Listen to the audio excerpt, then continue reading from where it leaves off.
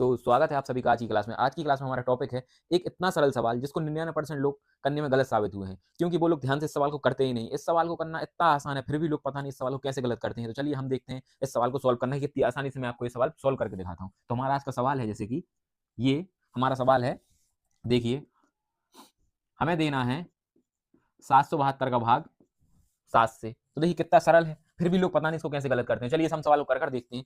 जब हमने 7 का भाग 7 में दिया तो कितनी बार में जाएगा? एक बार में। तो हमने लिख दिया 7 एकम 7, ये कटा, बचा 7 हमने उतारा नीचे।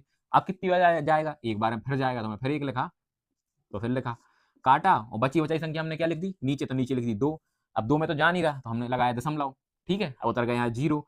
तो 7 का पहाड़ा कितनी बार पढ़े कि 20 आ जाए या 20 से कम आ जाए? 7 एकम 7, 7 दूनी 24, 7 तिरिक 21, तो ज्यादा हो रहा है ना 3 बार में, तो 2 बार पढ़ते हैं। 7 एकम 7, 7 दूनी 14। तो लिख लीजिए आप 14। तो 10 में से 4 गए तो कितने बचे? 6। यहाँ 1 का 1, अब 6 बचा, तो एक बार और 0 लगा लीजिए इसमें। तो ऐसा पहाड़ा पढ़िए 7 का कि 60 से ज्यादा ना आए और 60 से कम रहे। तो 7 एकम 7, 7 दूनी 14, 7 तिरिक 21, 7 चौका 28, 7 पन्ना 35, 7 छिंग 42, 7 सताइयां 49, 7 8 56, 7 नाम 63। अगर हम 7 का पहाड़ा 9 बार पढ़ेंगे तो 63 आ जाएगा। 60 से ज्यादा आएगा तो हम 8 बार पढ़ते हैं। 7 8 56, तो यहाँ पर लिखते हैं 56 और 8 बार गया हमारा। कितनी बार गया? 8 बार। 56 बचे 4, तो कितने बचे हमारे? 4। हमारा आंसर क्या लिखा है इधर पे? 2 और 8। तो ये रहा हमारा आंसर। देखिए कितना सरल सवाल है, बहुत सरल सवाल है ना, फिर भी लोग पता नहीं इसको करने में गलती कैसे करते हैं। तो आप समझ गए होंगे कितना सरल सवाल है। तो ये सवाल हमारा बिल्कुल गलत है। इस सवाल को इस तरीके से किया ही नहीं जाता है, इसीलिए 90% लोग इसको करने में, 99% लोग इसको करने में गलत हुए, क्योंकि ये सवाल इस तरीके की मेथड से होता ही नहीं है। चलिए तो मैं बताता हूं आपको कैसे किया जाता है। तो अपन इस सवाल को यहां पर लिख लेते हैं एक बार। 772 का अपन को 7 से भाग देना है। तो 7 से जब अपन 7 में भाग देंगे कितनी बार में जाएगा? एक बार में, तो एक लिख लीजिए। 7 एकम 7, ये कटा, अब बचा 7 उतार लिया। अब कितनी बार जाएगा? एक बार में फिर जाएगा, तो फिर एक लगाया और ये उतार लिया। अब क्या बचा? 2, तो 2 हमने नीचे उतारा। तो अब हमें क्या करना होगा? जब जिस चीज से हम भाग दे रहे हो, जिसमें दे रहे हैं, अब इसमें तो भाग जा नहीं रहा क्योंकि 2 छोटा है और 7 बड़ा है। तो क्या होता है? ना भाग जाने की स्थिति में यहां पर एक 0 लगता है। भाग ना जाने की स्थिति में यहां पर एक 0 लगता है। अब यहां पर तो एक 0 लग गया, तो यहां पर क्या होगा? यहां पर तो 0 है नहीं है, तो अब यहां पर 0 लगाने के लिए हमें यहां पर लगाना पड़ेगा दशमलव, और अब हम यहां पर लगा सकते हैं एक 0।